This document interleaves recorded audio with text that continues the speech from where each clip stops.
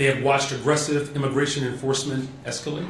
They have seen federal agents deploy into communities, and many have lived with the possibility and the real fear and the deep instability of the unimaginable chaos of having birthright citizenship taken away. Today's decision reaffirms a simple but fundamental truth. If you are born in the United States, you are a citizen of the United States. That promise is rooted in the 14th Amendment, adopted after the Civil War to ensure that the formerly enslaved people were recognized as full citizens and guaranteed equal protection under the law. It was one of our nation's clearest declarations that citizenship is not determined by race, ancestry, or where you come from. For generations, that promise has affirmed something bigger than legal status. It has affirmed that every child born here belongs here. Our city joined a coalition of 106 jurisdictions across 26 states in speaking out against the administration's baseless attempt to dismantle birthright citizenship. Today's decision allows our residents to continue to live, work, and contribute to the fabric of our city without fear of losing their most fundamental right. We are proud to have stood in defense of the health, safety, and dignity of our communities. No family should have to wonder whether their child's place in this country can ever be taken away. No child should grow up questioning whether they belong in the only home that they've ever known. Chicago will always stand for the belief that every person deserves dignity, safety, and the opportunity to thrive. And that is what our Constitution promises. And that is a promise worth defending. We will continue to use every lever of government at our disposal, and we will stand with Chicagoans every step of the way. As we approach the 4th of July holiday weekend, Chicago joins cities across the country in celebration and commemoration. I'm grateful that we can mark this moment by continuing to uphold our shared values of freedom, belonging, and community. And we know this city is at its best when we come together in that same spirit. We need to have the spirit of celebration with one another, and of course, we have to look out for one another. With that in mind, as people gather with family and friends, please be safe this weekend. Stay close to your loved ones, know where your kids are, and check in on one another, especially our senior neighbors during this period of high temperatures. Please take steps now to protect yourself from the heat. You can do that by wearing lightweight, light-colored clothing. Keep your blinds and shades closed during the hottest parts of the day to help keep your home cool and stay hydrated. Chicago currently has 287 cooling facilities that are available citywide, including police districts, community service centers, Chicago Public Library locations, Chicago Park District facilities, as well as senior centers. Anyone needing assistance locating the nearest cooling center, requesting a well-being check, or connecting to shelter services should call 311. Seniors and caregivers can also contact the senior services hotline for additional support. We are continuing to create safe spaces for our young people through citywide summer activations and programming. And we're doing this so that they have places to gather, to stay engaged, and most of all, stay safe.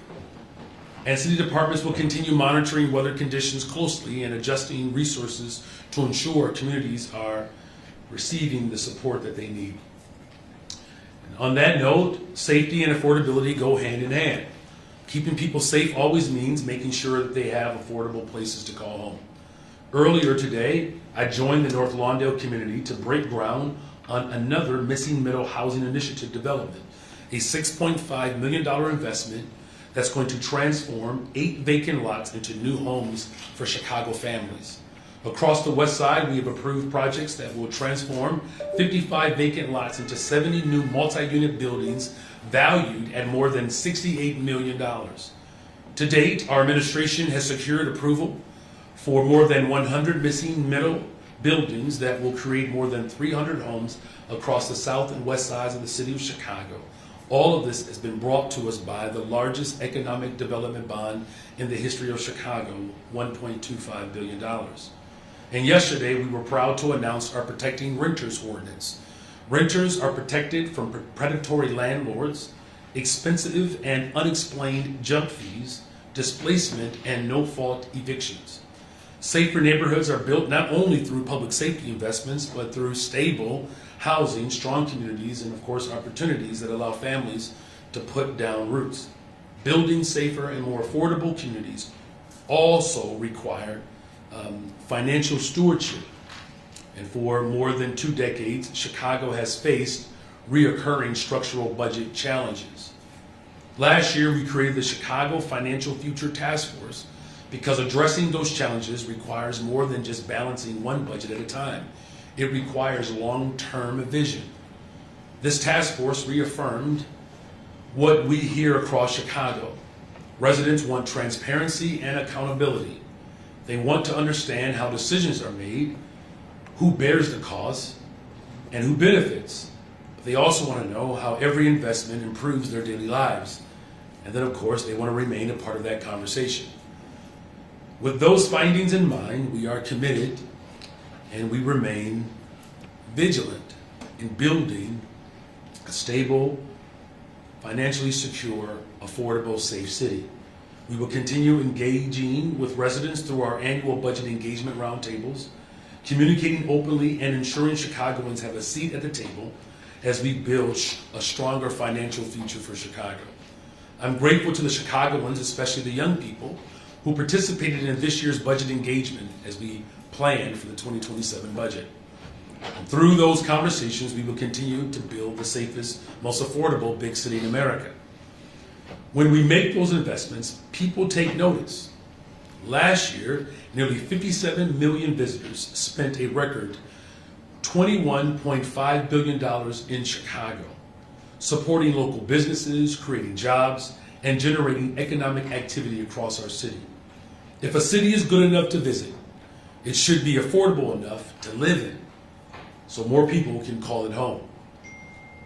That is the future we are building together, and we will continue doing that work every single day. Thank you all, and with that, I'm happy to answer any of your questions. Captain, anyone have one question or follow-up, please? We'll go down the line. Good afternoon, Mayor. Thank you for doing this. Good afternoon, of course. The Chicago Financial Future Task Force, which you referred to, said Chicago must improve its pension sustainability, modernize operations, and grow the tax base. Do you agree with that, and what are your plans to do those three things? Also, is it the right time for a congestion fee? Well, we definitely agree that the best way to grow our economy is to invest in people, and particularly neighborhoods that have been historically locked out of the financial opportunities that this city obviously possesses. We saw last year, again, record-breaking numbers in terms of visitors coming to our city, spending billions of dollars in local businesses, building more affordable homes, creating a broader tax base. That is how we repair the structural damage that, of course, that I inherited. Speaking of which, the pensions in Chicago and Illinois have long been a liability that have not been properly funded. The real task is that we have to come together as leaders to push for progressive revenue to ensure that our pensions are protected. Look, they are constitutionally protected. Now, if we are committed to protecting the long-term retirement of our workers, we have to be just as vigilant to make sure that we're funding it. So I believe that there's an incredible amount of alignment around ensuring that our pensions are actually properly funded by generating progressive revenue to do that. And then, of course, growing the economy is something that I've been very much focused on. And that's why we've made the critical investments in the communities to grow the tax base. It's why we've also made the critical investments to drive violence down in our city. Violence in and of itself has been a inhibitor, if you will, of economic development. Now that we are seeing historic lows, still work to be done. It's why I believe that more businesses and more visitors are becoming more attracted to our city. That task force also recommended tying property taxes to inflation. It'll be election season in the fall, winter. Will you rule out raising property taxes? Well, look, obviously my commitment has always been around generating progressive revenue. Look, the city council is going to go through a robust process like they always do. And I'm going to help lead that charge by ensuring that we're making the investments that will ensure that a safe and affordable big city in America is actually finally realized. And my second question just that's is... that's a third question. No, that was just a follow-up. I just wanted to ask about our colleagues at CBS Chicago. What do you know about the racist attack on them? At CBS. Oh, yes. Okay. Yeah. I mean, look. I've said that hate in all forms, when it shows up, it doesn't have a place here in Chicago. I'm grateful that these employees are still with us. But the long-standing trauma that comes with that type of racist hatred towards any individual can be quite profound. We have a new commissioner who believes in my vision for creating safe communities and making sure that no one particular group are ever singled out or targeted because of their faith, because of their race, because of their gender. All forms of hate have to be eradicated. You're welcome. So Bally's says that if the city council doesn't repeal video gambling, that they're threatening legal action, and that it doesn't just put in jeopardy those $4 million annual payments, but the entire agreement, the jobs, the benefits. Do you agree that if the city council doesn't repeal video gambling, that all of that has to be renegotiated? Well, it certainly is a concern of mine. And, my position has been, quite clear around, these terminals and the impact that it could have on the agreement that was secured. To the extent of that impact, I hope that we don't find ourselves in a situation where we would even have to litigate such a decision. I'm going to continue to work with city council members to highlight the importance of making sure that we're withholding and holding on to an agreement that was securely and obviously established. Bally's has retained the law firm where former Mayor Lori Lightfoot is a partner. What do you make of that she might be, in essence, helping Bally's make the case, this legal case, that video gambling needs to be overturned? Look, my focus is, ensuring that, the city council recognizes the partnership that Bally's has made with the city of Chicago, the jobs and the revenue that's associated with this agreement is something that we have to work to preserve. Whatever decision that this company, this private corporation makes and who they hire, obviously I don't have any control over that. Hi, Mayor. Hi. We found that over the last few years, the CARE program faced issues with first CFD staffing its paramedics, then police removing these PDT devices from the vans, and also CDPH not filling vacancies. Were you aware of these problems as they came up, and how much did you try to direct these departments to correct course faster? Well, look, my commitment and investment in public mental health services, I'm only second to Mayor Harold Washington. He is the greatest of all times, particularly as it relates to public mental health care services. When he was taken from us, there were 19 mental health clinics that were publicly supported. When I was sworn in, we were down to 6. So what did I do? I reopened 3 of them. We've expanded care from a pilot into a full operation across every single police district. Now, obviously, when we're building something new, something transformational as this, the layered approach towards ensuring that this new initiative works for the benefit of the people, I'm going to continue to make sure that these departments are aware of those desires. Now, look, we're already prepared to move to evening hours coming into the summer months. And as far as those vacancies are concerned, I know the department is working diligently to fill them. And what about the status of these police PDTs? I'm sorry, you did ask that. Yeah, so we're working to have those PDTs restored. Do you know by when? And why has it been almost a year now without them? Well, again, as I said, this is a brand new program. It's unprecedented. It's the first of its kind in the city of Chicago. We have our own unique set of circumstances that exist in Chicago. But here's one thing that I can assure you. We promise to expand and bring care to every single district and every single community around the city. We've done that. We're extending hours into the evening, and of course, we're investing in mental health across the board. We saw the increase in terms of appointments by 57%, almost 58%. So 40,000 people have made appointments. There's obviously a need here, and transformation does require not just an aggressive response, but it has to be fully funded. The last thing that I'll say is that's why we passed the first of its kind, the smart tax. No other government in the history of this country did it before us.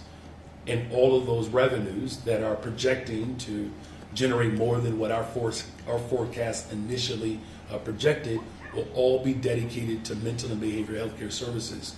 There's no mayor outside of Mayor Harold Washington that has ever given more to behavioral and mental health care support services than me. Thank you for taking the question, Mayor. Of course. I wanted to ask you about two things. One is about the debt collection plan that's part of City Council's budget. The city's moving forward with, it's chosen Bank of America as the placement agent to move forward with that sale of the debt collection piece. What's your expectation in terms of how things are going to move forward and if that's going to help you close the budget gap this year? Well, the hope is that this could. What I said from the very beginning, it was a bad idea. And unfortunately, look, I didn't want to be right about this situation, but the city council had a decision to make. We could have taxed the top 0.5% corporations in the city of Chicago to generate $100 million, or they could have done what they did, which was to sic debt collectors on working people. I thought it was the wrong decision. I still think it's the wrong decision. But again, I'm going to do my part to help support this effort. So you think it's going to help close the budget for this gap for this year? I mean, I think what we're seeing right now is that it has generated $0. And what about the parking? What about the parking meter situation? Last week, it was disclosed that the city had bid about $3.3 billion, but the winning bid from a private company was about $2.5 billion. Why the gap? Can you explain why the city outbid somebody else before it pulled back its bid? Well, we didn't outbid anyone. We didn't go through on it, right? Look, this is the worst deal in the history of municipal financing. The parameters that were established and set before us, our financial team went through a process that, once it was clear to me what the expectations were in order for us to buy back the parking meters, I decided not to do it because I didn't think it wasn't the right call based upon what was being asked of the city. Good afternoon. Good afternoon. So I think a lot of us who live in the city have been hearing fireworks go off all week and will probably continue to go off. In the past when we've asked CPD, this is illegal, why do we still have these giant fireworks displays at Winamac Park and Independence Park? And my dog is freaking out and my veteran father is freaking out. And CPD says we got bigger fish to fry. Should people feel like the city's responsive when they say it sounds like a war zone here, or is it just there's nothing much we can do about it? Well, look, we have to celebrate safely, right? I mean, that's, those were in my opening remarks. And look, I don't think you're alone, to your point. When you live on a block and, you hear it going off and it's close to you, it is nerve-wracking, right? So we can acknowledge that.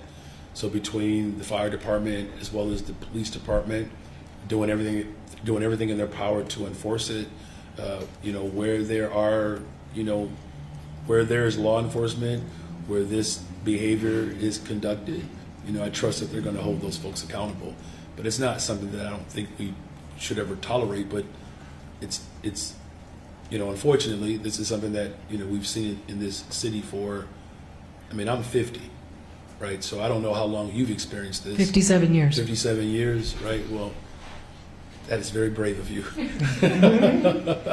But again, our first responders are aware of the dangers of these fireworks, and we do everything in our power to enforce the law. On the evening after Pride in Lakeview, we saw the traditional flood of young people coming in, and CPD was out in full force and stopped people from getting off the Belmont L and closed down the streets. There are going to be some people who are going to protest a district meeting, the 19th district meeting tonight, saying it was overkill, it was too much.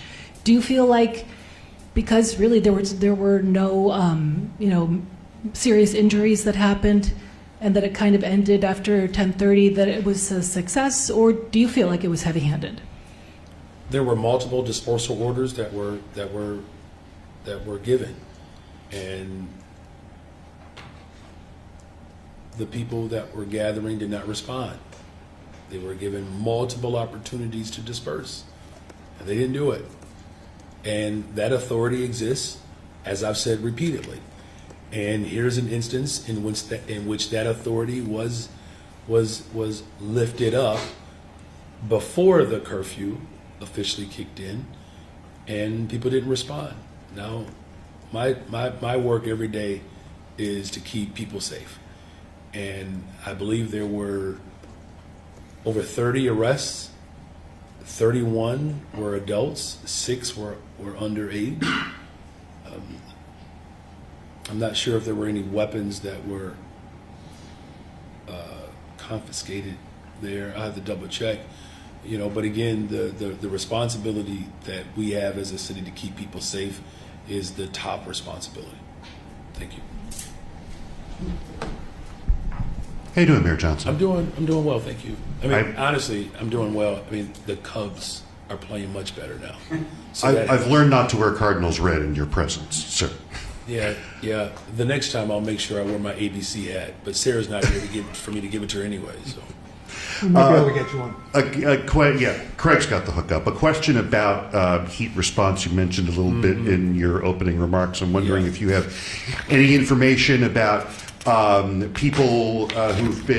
of people who've been seeking cooling resources, anything from, God forbid, the medical examiner, any updates on how the city is absorbing the heat emergency? Yeah. Well, so far, Chicago is really doing a good job showing up for one another. Our cooling centers across the city have been open. In terms of the actual numbers, in terms of our 311, I actually got that number this morning. I don't remember it, of how many calls came in for cooling assistance. I still think most of those calls were centered around shelter and what was the other one, Keith, you remember?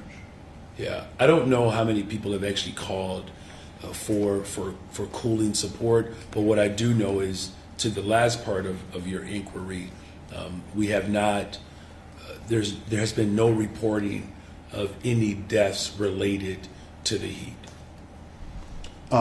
And a question back to the Financial Future Task Force. We were talking with Mayor Freeman Wilson, who's one of the co-chairs of the task force, and she talked a little bit about one of the provisions that they talked about with other people, and it had to do with garbage pickup fees. And of course, the city hasn't changed its garbage pickup fee in a long time, and it doesn't come close to covering the cost of said fee. And what she said was that when people were asked, hey, would you be willing to pay more, as she put it, to a person, to a neighborhood, they said they would be. You last year threatened to veto a budget that had any kind of a garbage pickup fee increase in it. Is that something you're planning to hold to for this cycle? Well, you also know that there were people who were asked, should we tax the rich? And even administer the corporate head tax, I believe, was at 80%. So my preference is always to generate revenue from the entities that have the means. And so my preference still remains, right? And, look, it's an important note, though, and I do appreciate, both of our chairs, Jim and Karen, they did, a pretty solid job. What I believe is important to note here is that city services, people expect the delivery of those services, whether it's picking up trash, trimming trees, and especially after these last couple of storms, the effort to trim trees in Chicago in a more equitable way is something that we are obviously directionally stronger in. But I think my preference is to go after progressive revenue, and I just believe that we have not exhausted to the fullest, I believe, to ensure that whether it's city services or one of your colleagues mentioned about paying, into our pensions, there's still dollars that we are leaving on the table from government, from entities that have the ability to contribute more. Of course. And what is that, by the way? Is that a penguin? It's a penguin. Yeah, what brand is that? Original penguin. Oh, this is the original? Okay. All right, it's good. I'll drop a link to Keith. They have long sleeve? Yeah. Okay. All right. Mayor, if I can pick up on something you said. When you were talking about the task force earlier, you said that it reaffirmed what we hear across Chicago. Residents want transparency and accountability. Yeah. City council members, after the parking meter hearing last week, are complaining that, first of all, there was no transparency in sharing with them who would have to vote on it about what the city was bidding. They were alarmed that it was $800 million over the next closest bidder. And they're, want to know, how is that being transparent, and how is bidding $800 million higher than anyone else being accountable with the city's dollars? Can you address that? Yeah, I'm happy to. Well, first of all, the non-disclosure agreement, which was a part of the confines of the actual bid. So any entity that wanted to bid on the parking meters had to agree to it. Because could you imagine if people knew what people would be bidding, right? And so you would not have a process that was integral, right? So that's actually a pretty standard procedure. And again, with the information that we had and what the financial team put forward, it still wasn't acceptable for me, right? And so clearly, once that bid was submitted and I took a look and began to assess it even closer, I decided not to go through with it. And so we didn't do what some people were alarmed by. We didn't do that, right? As well, we stayed within the confines of the way the structure works. No entity that placed a bid was allowed to say out loud what that bid was. And you understand why, right? But from the hearing, just to follow up on the hearing, James Wiper said that the NDA was waived on June 12th, and yet city council members are saying, we weren't even briefed on this in private. We were kept shut out by the administration, who's going to be asking us to vote on this. Do you understand the frustration? No, I don't, quite frankly. We're talking about two different things here. The first question you asked was, how come city council did not know what the bid was? That's the first question, correct? Mm-hmm. Right? I explained to you that the way this structure is established, no entity could disclose what their bid was. And you do understand why that would not work, right? Okay? Now, fast forward to June 12th. Once the information was allowed to be presented, the city council has everything that they need.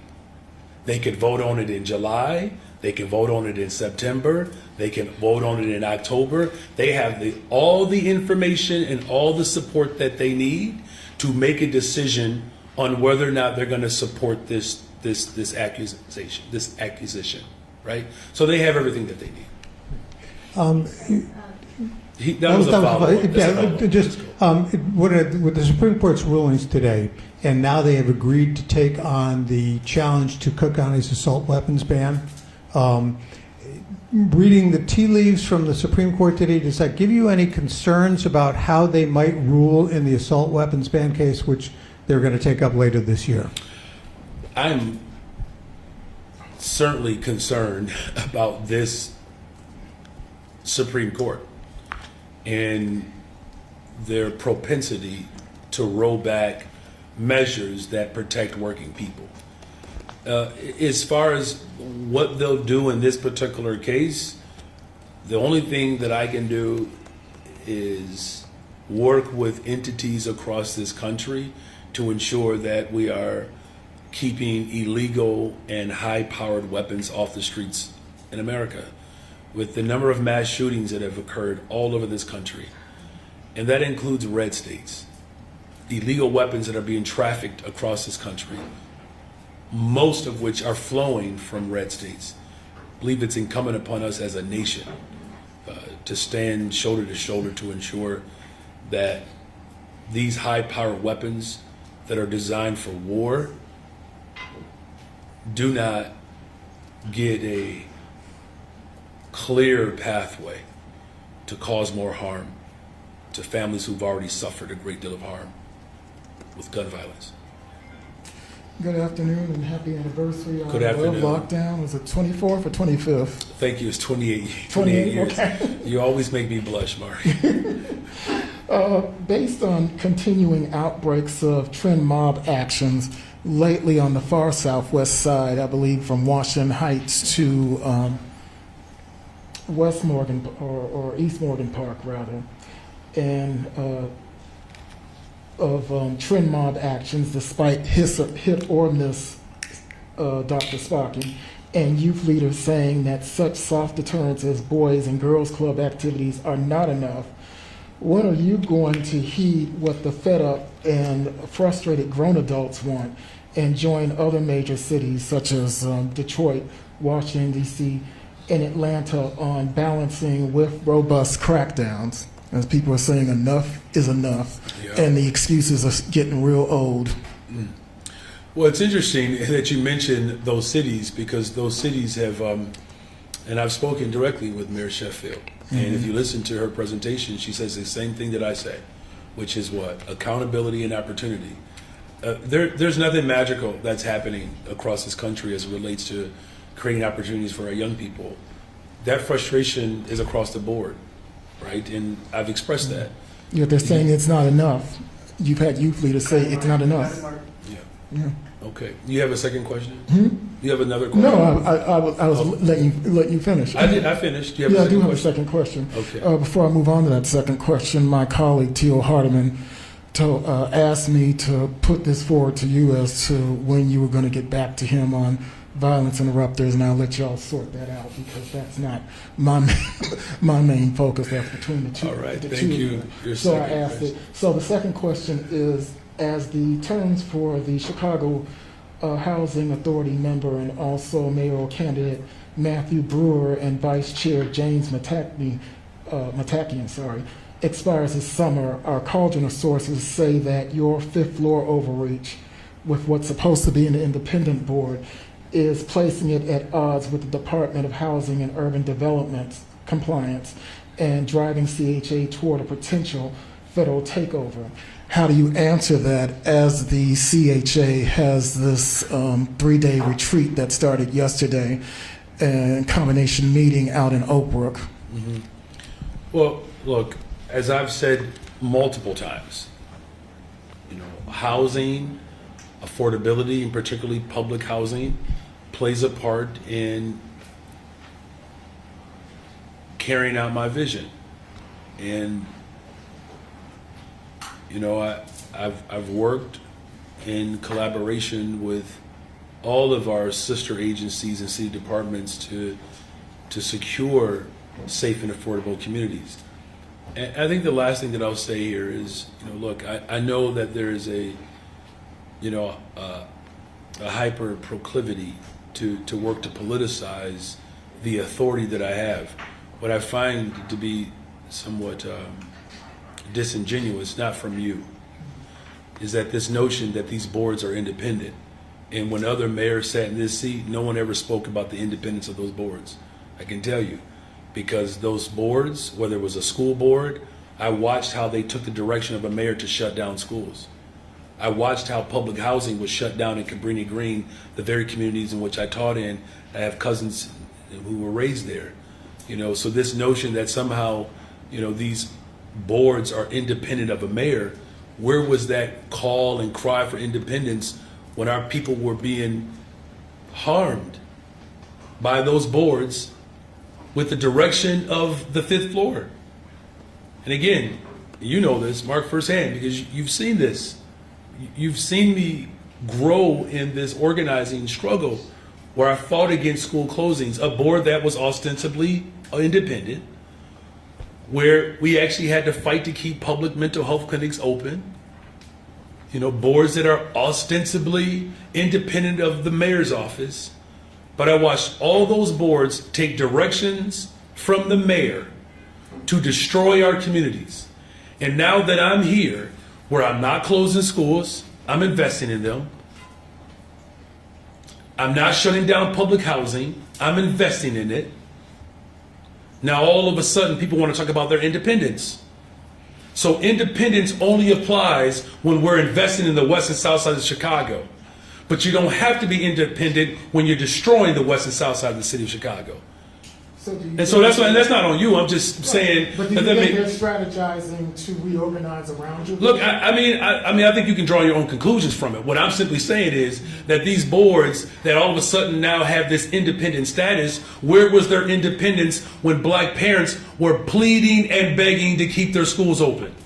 Where was this so-called independence when black folks were saying, look, if you're going to transform public housing, you have to include us.